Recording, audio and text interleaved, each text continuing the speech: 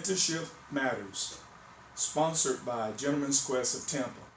I'm Dr. Mark Jones, and today we're going to talk about Mentorship 101.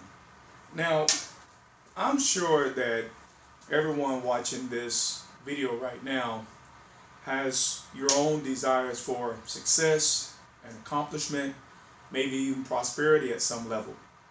But one of the things that I've discovered about success and progress is that there's no one that I know, and I know a lot of people. I know a lot of influential people, a lot of successful people. I know a lot of wealthy people, but no one that I know who has accomplished the levels of success that most would like to accomplish have been able to do so without mentorship. So I'm going to share some principles with you that I believe will help you to learn how to adopt this paradigm of allowing mentorship in your life and allowing yourself to come under the kind of instruction and direction that will lend to your success. So the first question I want to address in this tutorial is, what is mentorship? And I want you to write this down. Mentorship is simply permission. Write that down. Mentorship is simply permission. In other words, you are permitting and granting someone else who is advanced in experience to share with you in order to cut your learning curve. You are granting permission to someone else who is more experienced than you to share things with you that will, in essence, cut your learning curve. So mentorship is allowing someone to walk you through the journey of cultivating a successful life. Now, the next thing I want you to think about is that mentorship is deliberately and intentionally making yourself the student of someone else's wisdom. And I want you to think about it this way. All you know is what you know. But all you know is not all there is to know. Say that with me. All I know is what I know. But all I know is not all there is to know. So in essence, through mentorship, we grant someone else permission to share their experiences, to share their wisdom, to share their life with us in order to cut our learning curve and to accelerate our process toward successful living. Now, you may ask, why do I need a mentor? First of all, everyone needs a mentor, and you're no exception to that rule. Because as I said a moment ago, there's so much more for us to learn than we already know. You know, I've taught hundreds of teaching series, nearly 300 teaching series. But one of the things that I've discovered about what I know is that I don't learn anything from what I know. It is only when I listen to someone else's teaching, tutorial, or guidance in some form that I'm able to grow my knowledge. So think of mentoring and mentorship as this. It is your ability to receive condensed knowledge. Condensed knowledge. In other words, you know, I'll be 50 my next birthday. And you think about, there is 50 years of living that I'm able to compress into 30 minutes in a tutorial. You're able to take that condensed knowledge, and through taking it and applying it, you're able to attain a concentrated focus which should bring into your life maximum results. This is why you and I need mentorship. Now, I also don't want you to limit your thinking that mentorship is simply physical interaction with a person as well. For example, I love audiobooks, podcasts, video tutorials. I'm always developing my understanding through someone else's wisdom and guidance and instruction. So I don't ever want you to think limited about, how you can be mentored, because there are many ways that we can allow for mentorship in our lives. Now, I know some of you may ask this question. Out of everyone who vies for our time and for our attention. How do I recognize someone that I should allow into my life for mentorship? And this is the way you're able to identify that and those persons.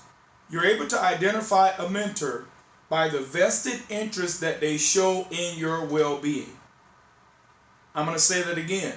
You are able to identify a mentor by the vested interest that they show in your well-being. The mentor just wants you to be well and to do well in life.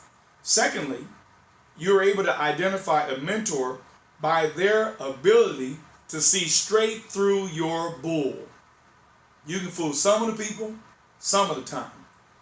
But when a mentor comes into your life, they can see straight through your smoke screens, your deflections, your excuses, your laziness, and they're able to speak a truth to you that will help you to align your actions with your goals. Now, another way you're able to recognize a potential mentor is their ability to focus more on your potential than your problems. I want you to think about this. Whatever you're experiencing in life right now, whatever problems or difficulties you're currently experiencing, you know what they are. Whatever problems you're creating, you know what they are. So you already know your problems. You probably even know what's causing your problems. So you don't need anyone else telling you about your problems. And a mentor doesn't come into your life to rehearse your problems to you, but to draw out your potential. Mentors are aware of your problems, but one of the things that we always focus upon is the potential of those who we are mentoring. Now, another way that you're able to identify a mentor is they are the one who wants to see you succeed and wants nothing in return. Think about it. Who in your life wants you to succeed, wants you to do well, wants you to make progress, and there's nothing in it for them? That is a mentor. Now, most importantly, a mentor is the one who possesses what you need to receive into your life in order to be successful. I'm going to say that again. A mentor is the one who possesses what you need to receive into your life in order to be successful. Now, I want you to take note of this. Not every male is a mentor. Not every person who vies for your time and your attention should actually be given your attention at a mentorship level. So I want to give you some indicators so that you can spot the knot when it comes to mentorship. Not everyone has a vested interest in your well-being, in your success, in your progress. And so you have to become keen at being able to recognize who you should allow in certain spaces in your life. There's some people that you should keep at a casual level, but when it comes to mentorship, mentorship is not casual per se.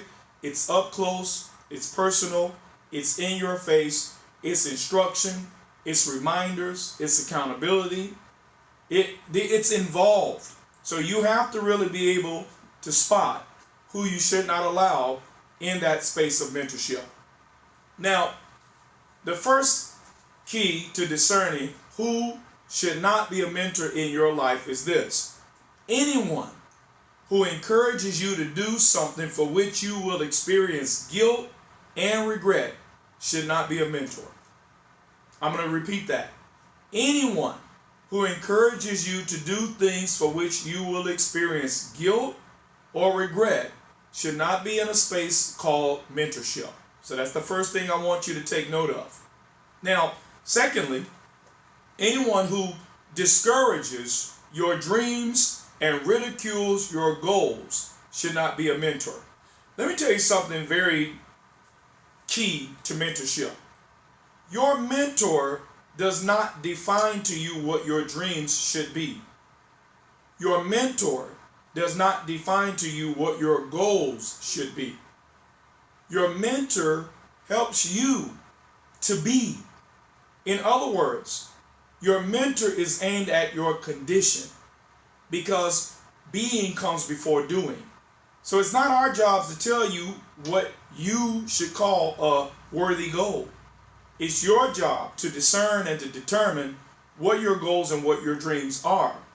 And then the mentor comes into your life in order to help you to become the kind of person that can accomplish the things that you really have at heart. Now, a third way to recognize or spot the knot: anyone who does not believe in you should not be your mentor. Anyone who does not believe in you should not be your mentor. And I know that you're very wise. You're able to spot, who believes in you and who doesn't believe in you. You're able to spot that. You're pretty smart. Anyone who doesn't believe in you, you should never allow into the mentorship space. And lastly, anyone who encourages the wasting of your time should not be a mentor. So now I want you to think about something else along the lines of mentorship as well. There's a cycle of mentorship, as I call it, that I want you to really focus on because it'll help you to become more well-rounded in your approach to doing life. And this is what the cycle of mentorship looks like. On the one side, you have a mentor. You have someone who you have determined that you are a student to their knowledge. Okay? It's not your job to compete with what you know with your mentor. It's not your job to go tit for tat and word for word with a mentor. You are the student. So you're in a posture of learning. So remember, you should always have a mentor, someone who is imparting, investing into your life at that level. But now here's the second thing I want you to think about. You should also have a mentee, so that you are the person in the middle. You should have one. When you've gained knowledge, when you've gained experience, when you've gained understanding, when you've done life to a measure, you should take some brother, young brother maybe, brother your age, and start pouring into their life what you have received and what you have applied and what you have gained as a result of application. Now that's what the cycle of mentorship looks like. You are both receiving from a mentor and you're pouring into a mentee so that you are in the middle of the cycle. And you see, there is this constant circular motion of wisdom and knowledge that is being gained and that is being imparted. And it keeps you in the very best position that you could possibly be in. So now I want you to take some very specific steps as a result of this instruction. I want you to first of all be very mindful to seek out mentorship. That's very important. Remember this. Even though those of us who mentor and develop and encourage people do so, and we love doing so, it is your job to pursue mentorship. The question is, how badly do you want to accomplish your dreams? How badly do you want to accomplish your goals?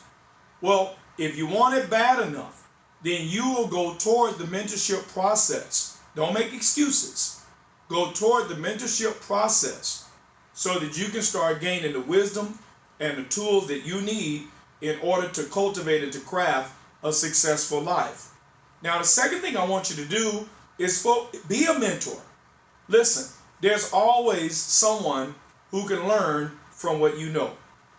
There's always someone that's in a worse state than you are, intellectually, physically, financially, when it comes to their goals. There's always someone to whom you can be an encouragement, and it's your job to seek them out as well, or to avail yourself so that as they engage you, you will begin to share with them the things that you have learned through your process of mentorship.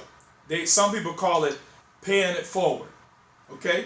Now, I'm sure that you have received some very vital instructions during this time of impartation in this tutorial. I want you to do a couple of things. I want you, first of all, to respond right in the comments. Respond to this instruction. What have you gained? What have you learned? What do you now know? Here's another rule that I want you to think about when you receive instruction.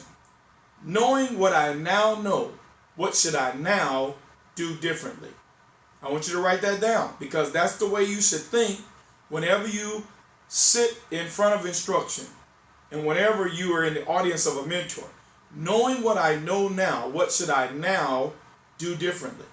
So I want you to respond right there in the comments what you have learned as a result of this instruction. Now also, I want you to think about, how can I apply this instruction immediately? Look at your life. Look at the way you're doing life. It's very possible that the right individuals for mentorship have been gravitating right into your life. Matter of fact, it's very likely. But you've not been doing your due diligence to go towards them. I want you to think about it this way. If you go outside right now and you look at a tree or a flower in the earth, that tree or that flower is there by God's design. But before God put a tree or a flower in the earth, He created what's called an ecosystem. That ecosystem is designed for that tree to not only survive, but to thrive. Now, why did I say that? Because you also were created. You are the result of intelligent design. And that intelligent designer doesn't care more about the trees than he does about you. So that means right now, in your ecosystem, in your sphere of influence, right around you, there are individuals that have been planted for your growth, for your nourishment, for your development, for you to both survive and to thrive. Now, you survive, of course. Survival is, especially in our country, is almost a given. But the question is, will you thrive? Just because you survive don't mean you will thrive. Because you will only thrive by receiving the things you need to receive in order to thrive. Those of us who thrive in life and are prosperous at many levels are not doing so by accident. We're doing so as a result of instruction that we have received and we have applied. So I want you to think about that. Knowing what I know now, what should I now begin to do differently? Now, I also want to make sure that you're able to tell me, tell us, what do you need to learn about? What kind of instruction, if you gained it, it would add value to your life? Because that's what we want to do. We don't want you to leave these tutorials without experiencing some kind of information that you can apply immediately and experience the kind of results that you want to experience in life. Now, the last thing I want to tell you about mentorship is this. In order to be mentored, you have to humble yourself. There's a scripture that says that pride comes before a fall and haughtiness before destruction. And so I want you to think about that. Pride is this sense that I don't need anybody. I can take care of myself. My thing is, we have to humble ourselves from all of those attitudes and mindsets and position ourselves at the feet of mentors and tutors and fathers and those who have a vested interest in our well-being, so that we can grow in grace and we can grow in the kind of knowledge that will help us to accomplish the success that we want to accomplish in life. Listen, once again, I'm Dr. Mark Jones, and on behalf of GQ, I know that you are destined to do great things with your life, and we're here to make sure that you're able to do just that. Go do great things.